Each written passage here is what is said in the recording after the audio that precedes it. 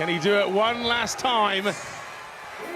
Well, Hicks's speed today has marked these events out as something special, and he's not slowing down.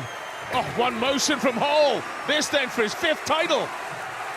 Well, he did slow down and Hall sped up. Look at that.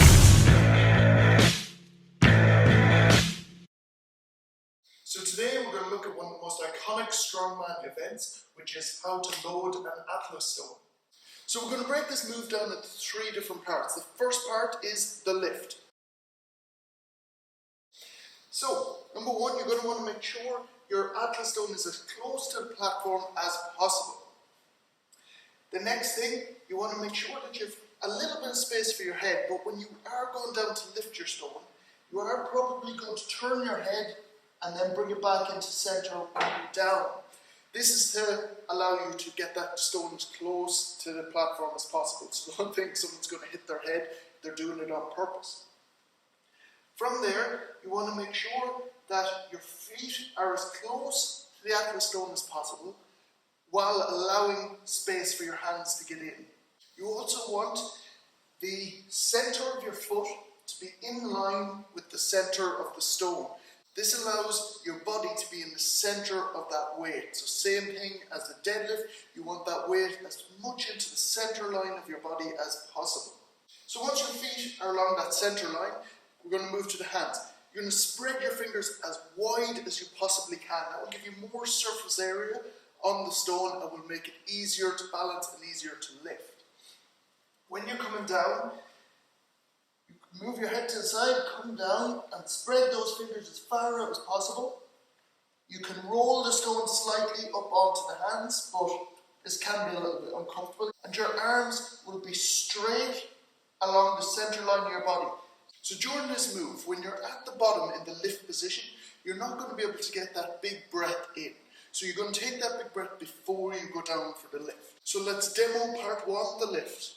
Remember to take a big breath before you drop down. Once you've positioned your feet and hands, you're ready to lift. Your arms are kept as straight as possible. They will curve slightly around the Atlas stone, but this is completely normal. You're going to deadlift the stone from the ground up onto your knees. You may need to take a step in to make sure your knees are closer together.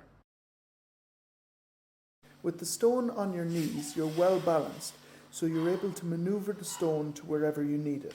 Move the stone as high on your chest as possible and roll the stone as far up onto your knees as you can. Bring your hands to the 10 and 2 position. Take in a big breath and brace.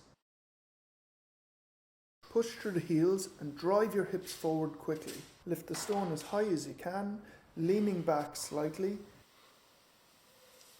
Step forward and load.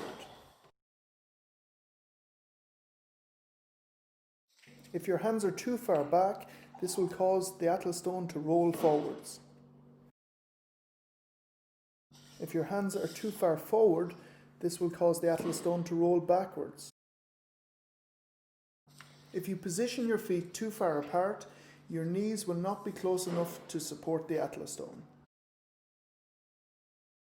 Do not try to squat the Atlas stone up. This is like trying to squat a heavy deadlift.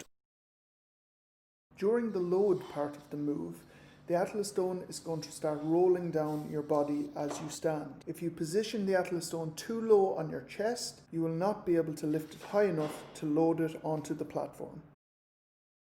Do not try to wrap your arms underneath the stone. This will place huge pressure on your biceps and could cause a bicep tear. It will also mean that when you go to load the Atlas stone, your arms are caught in between the platform and the stone. One thing to address with this move is spinal position. You will have a curve in your back, but that is perfectly normal. You can't do this move without that curve. While you're hooking the Atlas stone into your body, the Atlas stone is acting as a belt. There is loads of support and that's protecting your spine. The one thing you just need to make sure of is that you are bracing correctly. And have a look at my breathing and bracing video if you don't know how to do it correctly. So once you're breathing and bracing correctly, there's very little chance of you actually injuring yourself during this move. So now you know how to load an Atlas stone. Check out all my other Strongman tutorials. Please like this video, subscribe, it really helps me keep this channel going, and I'll see you in the next one.